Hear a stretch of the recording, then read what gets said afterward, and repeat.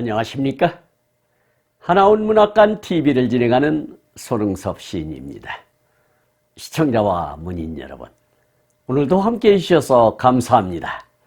여러분, 제가 제공하는 방송을 보시고 조금이라도 도움이 되셨으면 좋겠습니다. 도움이 되셨다면 주변의 지인에게도 추천해 주시기 바랍니다. 하나온 시인을 널리 알리는 것은 진행자의 사명이며 큰 보람입니다. 오늘 소개할 자서전은 나의 슬픈 반생기 챕터 69 인간도살장을 소개하도록 하겠습니다. 인간도살장은 1962년 7월 30일 사판으로 발행된 나의 슬픈 반생기 157페이지에 수록된 것을 근거로 방송하게 됨을 알려드립니다. 챕터 69 인간도살장. 이때다. 내 가슴을 무엇이 찌른다. 정신을 차리고 보니 다발총 총구가 내 가슴을 억누르고 소련 군인이 나의 멱살을 잡는다. 그리고 앞으로 끌어당긴다. 나는 질질 끌려서 미제 추럭인 GMC의 총뿌리로 마구 매맞으면서 억지로 올라탔다. GMC 자동차 위에는 벌써 3사람이나 붙들려 있다. 조금 있으니까 어디서 또 한 사람을 붙잡고 왔다. 나까지 5사람이 되니까 차는 속력을 내면서 달린다. 보안서 앞까지 가니 차는 정지한다. 소련 군인이 손짓으로 내리라고 한다. 우리들이 내리자마자 보안소원이 달려들어 마구 구타하기 시작한다. 정신없이 보안소원에 들어가서 목갱이 자루로 때려 눕힌다. 마치 도숫간에서 죽지 않는 짐승을 백정이 억지로 죽이려는 바로 그대로의 인간 도살장이다. 나는 마당질하듯이 하는 몽둥이를 무수히 맞아 정신을 잃고 실신하였다. 내가 정신을 차렸을 때 나의 시야는 유혈이 낭장한 죽음의 도살간이다. 눈알이 빠져서 눈알을 쥐고 죽음의 소리를 지르면서 편편 뛰고 있는 사람도 있고, 팔다리가 부러져서 견디지 못해 아이고 아이고 나 죽는다의 단날마의 애마디 소리를 지르는 사람도 있다. 이 구석 저 구석 또 이방 저방에서도 잔악한 인간 도살의 지옥의 마지막 애마디 소리가 요란하다. 산 사람을 몇 토막씩이나 잘라놓는 도살장 같은 지옥이다. 죽음의 공포에 떨고 있으니까 갑자기 옆구리를 몽둥이가 늑골이 부러져라 하고 아픈 매가 온다. 야 이놈, 개새끼보다도 못한 문둥이 죽어라 하고 무서운 매가 또 나를 갈긴다.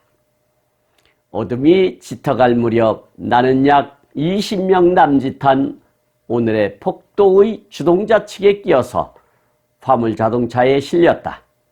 자동차는 무장한 보안대의 경호 아래 전속력으로 북으로 간다. 도대체 이 어두운 밤에 어디로 가는 것인가? 불안하다. 곰곰이 생각하니 부끄럽다.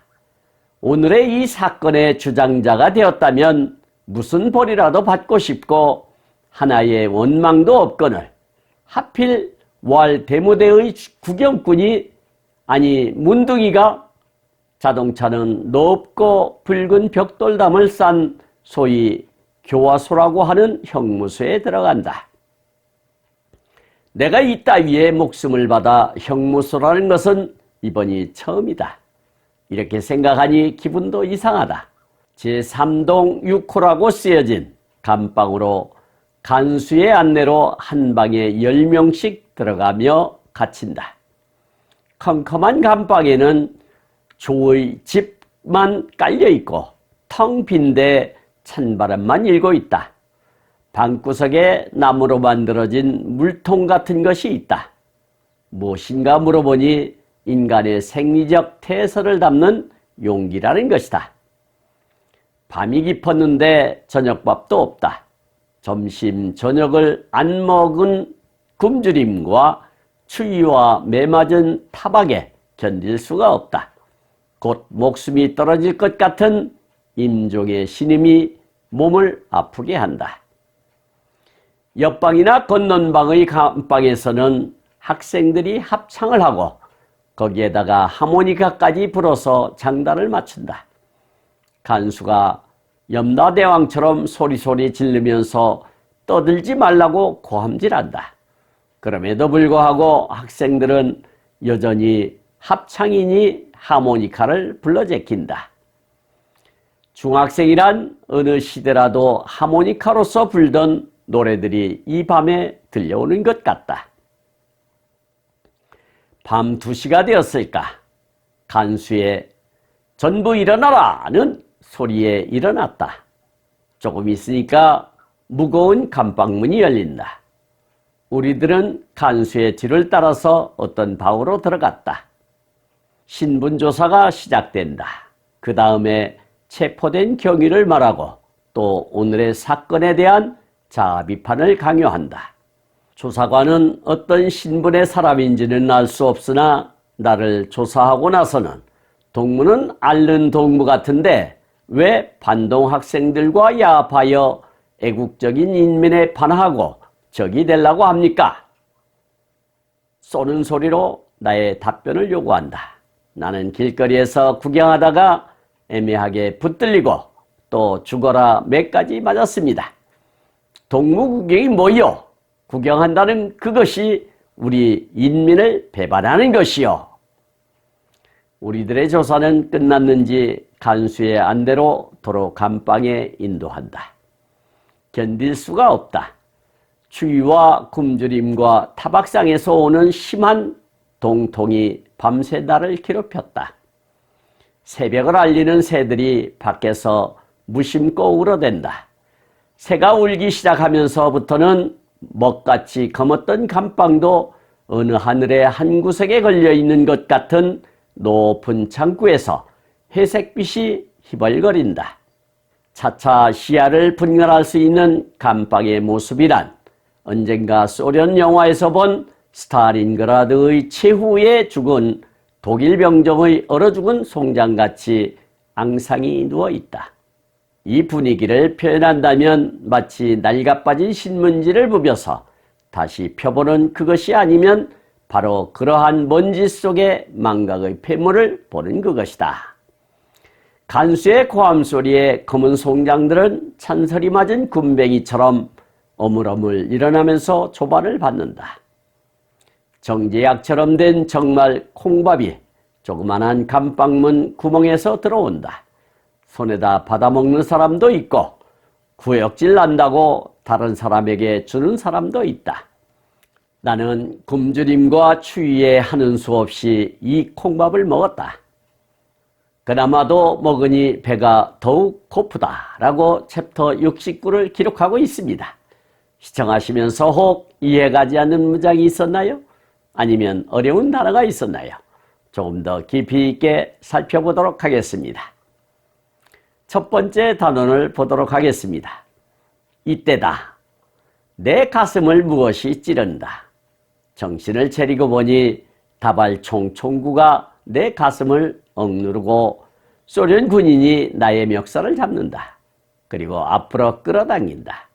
나는 질질 끌려서 미제추럭인 GMC의 총불로 마구 매맞으면서 억지로 올라탔다. GMC 자동차 위에는 벌써 3사람이나 붙들려 있다.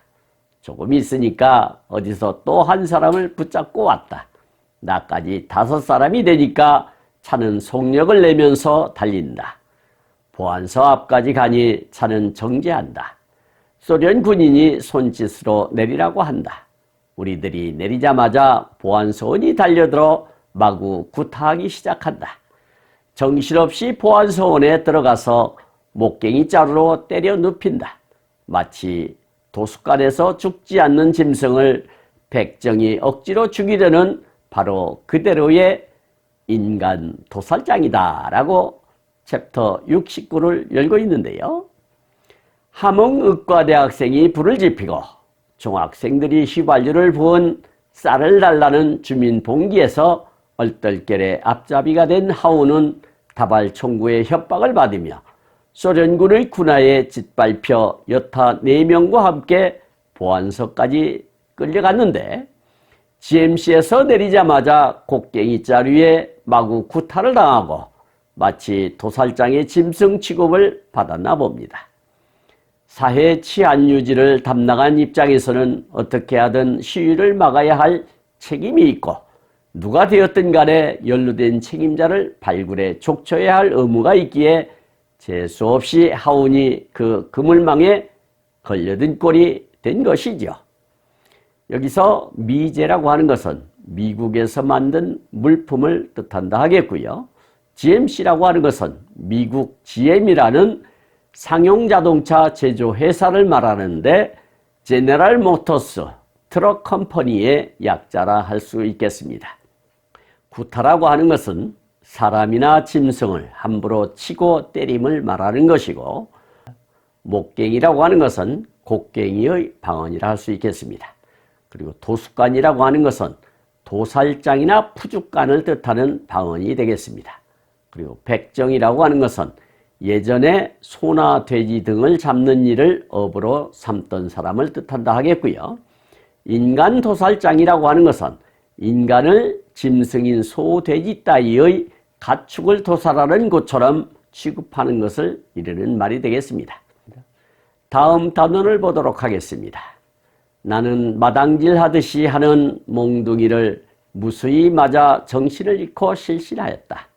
내가 정신을 차렸을 때 나의 시야는 유혈이 낭자한 죽음의 도살간이다. 눈알이 빠져서 눈알을 쥐고 죽음의 소리를 지르면서 펀펀 울고 있는 사람도 있고 팔다리가 부러져서 견디지 못해 아이고 아이고 나 죽는다의 단말마의 애마리 소리를 지르는 사람도 있다. 이구석 저구석 또 이방 저방에서도 잔악한 인간 도살의 지옥의 마지막 애마리 소리가 요란하다. 산 사람을 몇 토막씩이나 잘라놓는 도살장 같은 지옥이다. 죽음의 공포에 떨고 있으니까 갑자기 옆구리를 몽둥이가 늑골이 부러져라 하고 아픈 매가 온다. 야 이놈 개새끼보다도 못한 문둥이 죽어라 하고 무서운 매가 또 나를 갈긴다 라고 기록하고 있는데요. 하운의 일행 말고도 이 사건과 관련하여 많은 사람들이 붙잡혀 왔나 봅니다.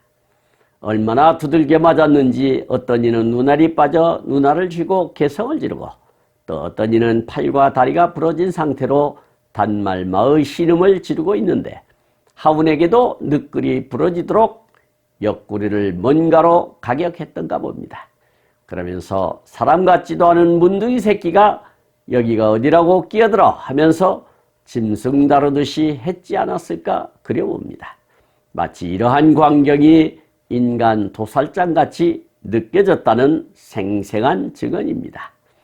여기서 마당질이라고 하는 것은 곡식의 이삭을 떨어서 나달을 거두는 일을 뜻한다 하겠고요. 몽둥이라고 하는 것은 좀 굵고 기름한 막대기를 뜻한다 하겠습니다. 그리고 실신이라고 하는 것은 병이나 큰 충격으로 잠시 의식을 잃음을 뜻한다 하겠고요. 낭자한이라고 했는데 여기저기 묻거나 흩어져 있어 어지러운 그런 뜻이 되겠고요. 도살간이라고 하는 것은 사람이나 짐승을 함부로 마구 죽이는 장소라 할 수 있겠습니다. 그리고 애마디라고 하는 것은 말이나 소리의 단 한마디를 뜻하는 것이 되겠고요. 잔악한 했는데 잔인하고 포악한 이런 뜻이 되겠습니다.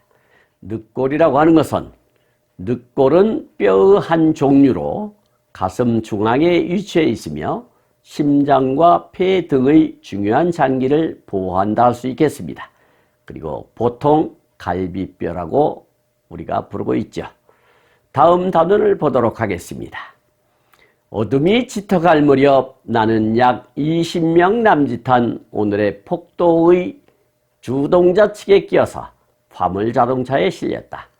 자동차는 무장한 보안대의 경호 아래 전속력으로 북으로 간다. 도대체 이 어두운 밤에 어디로 가는 것인가? 불안하다. 곰곰이 생각하니 부끄럽다.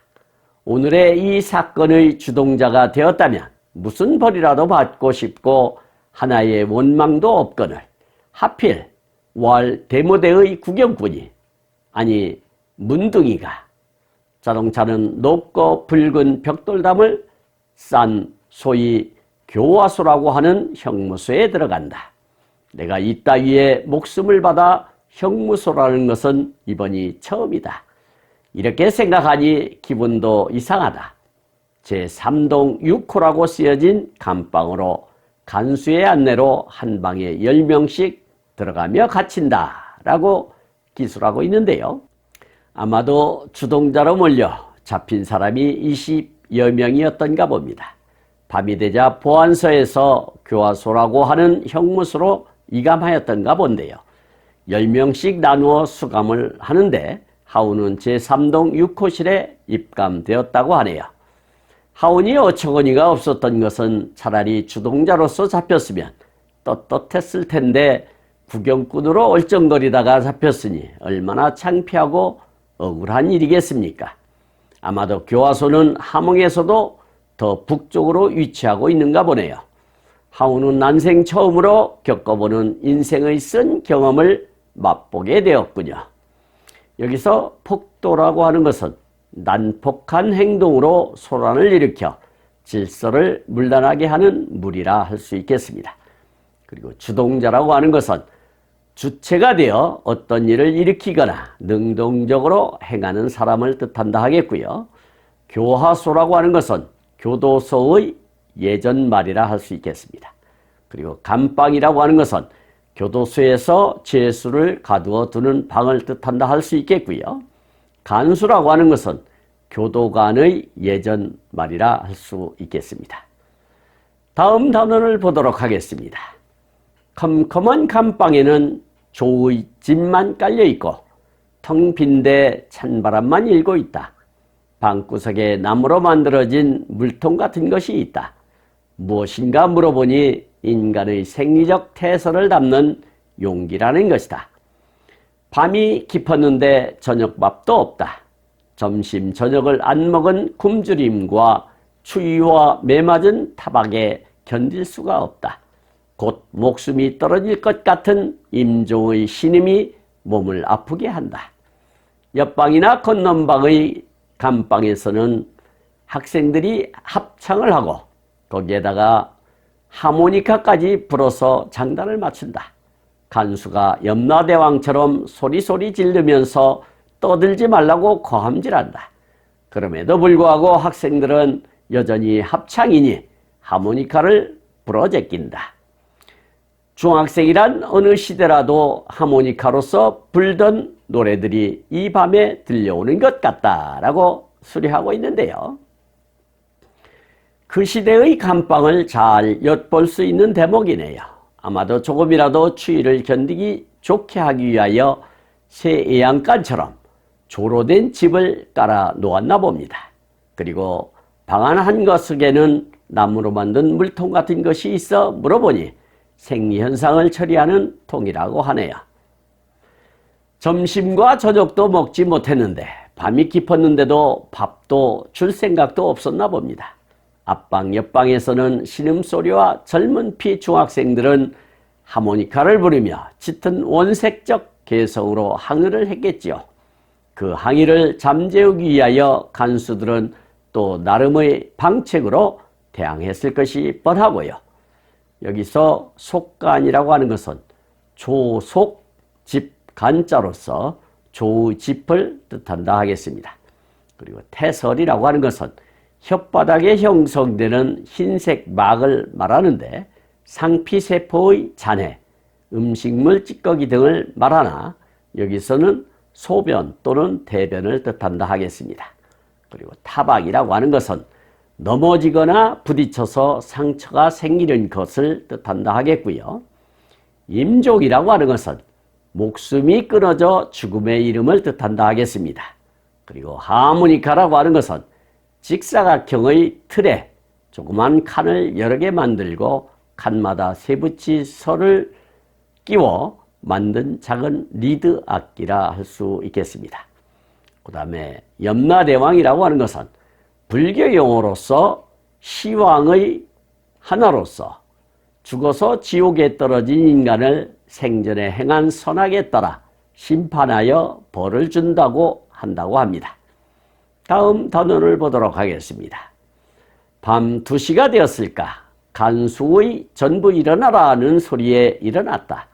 조금 있으니까 무거운 감방문이 열린다.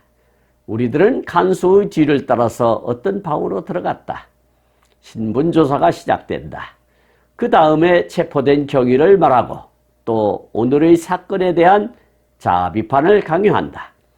조사관은 어떤 신분의 사람인지는 알 수가 없으나 나를 조사하고 나서는 동무는 앓는 동무 같은데 왜 반동 학생들과 야합하여 애국적인 인민에 반항하고 적이 되려고 합니까?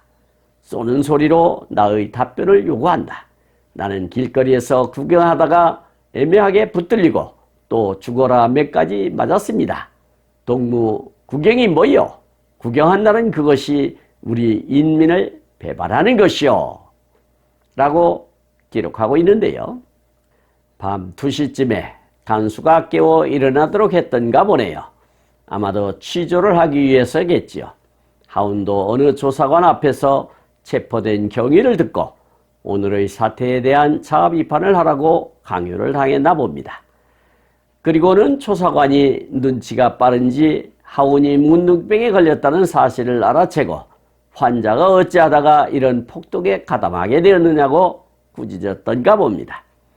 그래서 사실대로 이실직고를 했는데도 구경 자체가 불순한 행동이며 인민을 배반하는 행위라고 강변했던가 봅니다. 여기서 신분조사라고 하는 것은 개인의 사회적 지위나 자격 등을 명확하게 알기 위하여 자세히 살펴보거나 밝힘을 뜻한다 하겠습니다. 그리고 체포라고 하는 것은 형법상 사람의 신체에 대하여 직접적 구속을 가하여서 행동의 자유를 빼앗는 일을 말한다 하겠고요. 자아비판이라고 하는 것은 자기의 생각이나 행위에 대해 스스로 비판하는 일을 말한다 하겠습니다. 그리고 조사관이라고 하는 것은 어떤 일에 관한 조사를 맡은 관리를 뜻한다 하겠고요.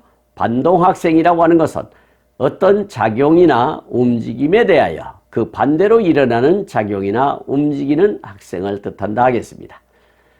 야합이라고 하는 것은 좋지 못한 목적 아래 서로 어울림을 뜻하는 말이 되겠고요.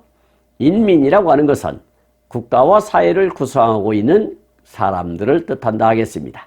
그리고 애매라고 하는 것은 이것인지 저것인지 분명하지 못함을 뜻하는 말이 되겠고요. 배반이라고 하는 것은 믿음을 지켜야 할 대상을 등지고 저버림을 뜻한다 하겠습니다. 다음 단원을 보도록 하겠습니다. 우리들의 조사는 끝났는지 간수의 안내로 도로 감방에 인도한다. 견딜 수가 없다. 추위와 굶주림과 타박상에서 오는 심한 동통이 밤새 나를 괴롭혔다. 새벽을 알리는 새들이 밖에서 무심코 울어댄다. 새가 울기 시작하면서부터는 먹같이 검었던 감방도 어느 하늘의 한 구석에 걸려있는 것 같은 높은 창구에서 회색빛이 희멀거린다. 차차 시야를 분간할 수 있는 감방의 모습이란 언젠가 소련 영화에서 본 스탈린그라드의 최후의 죽은 독일 병정의 얼어 죽은 송장같이 앙상이 누워있다.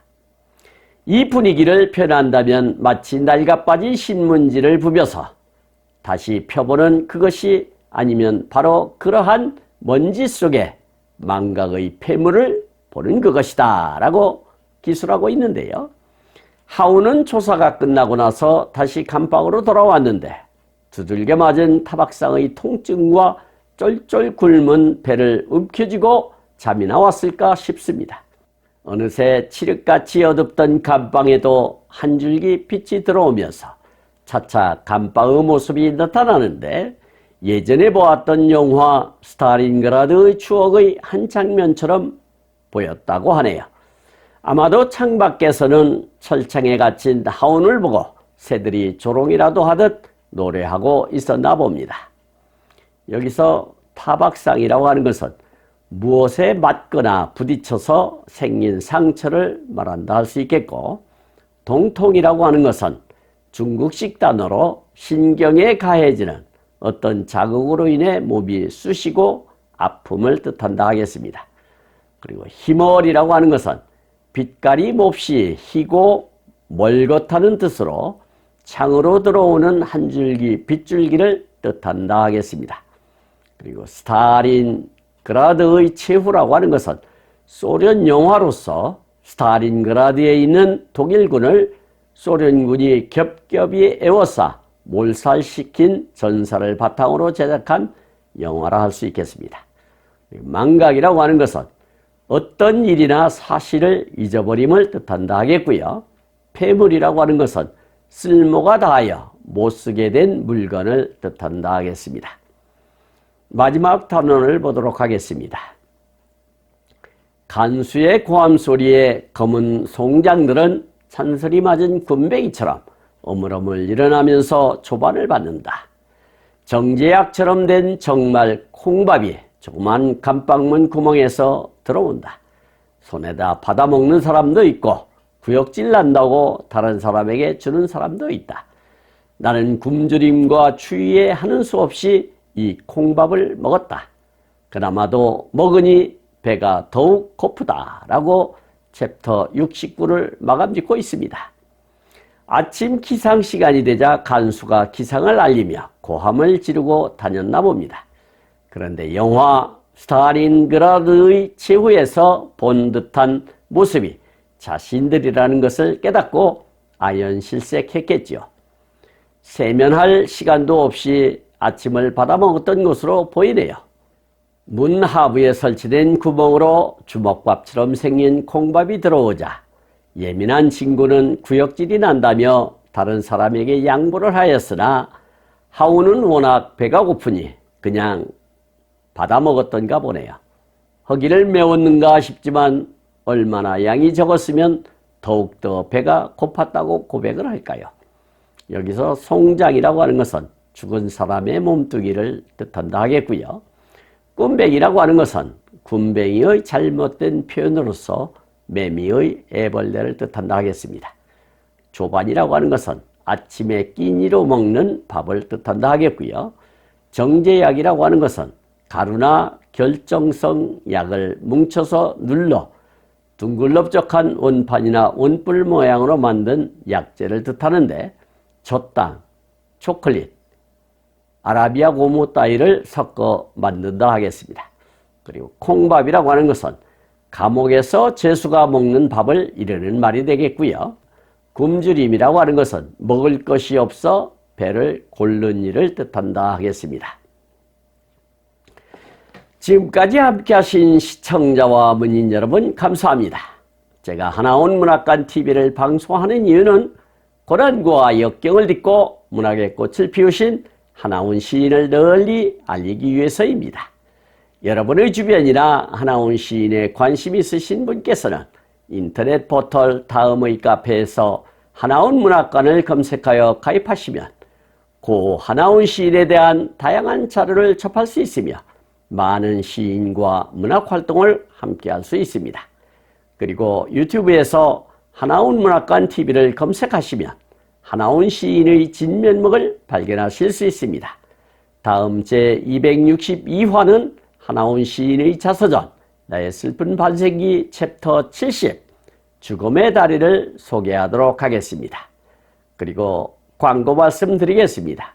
하나온 문학관에서는 화면의 사진과 같이 문인의 등용문인 파랑새라는 문학지를 발간하고 있습니다. 여러 문인들께서 적극적인 참여로 오는 6월 20일 파랑새 제9집이 출간하게 되었습니다. 귀한 작품을 기고해 주신 문우님께 깊이 감사드립니다. 보다 더 알찬 내용으로 찾아뵙겠습니다. 감사합니다. 진행의 손흥섭이었습니다.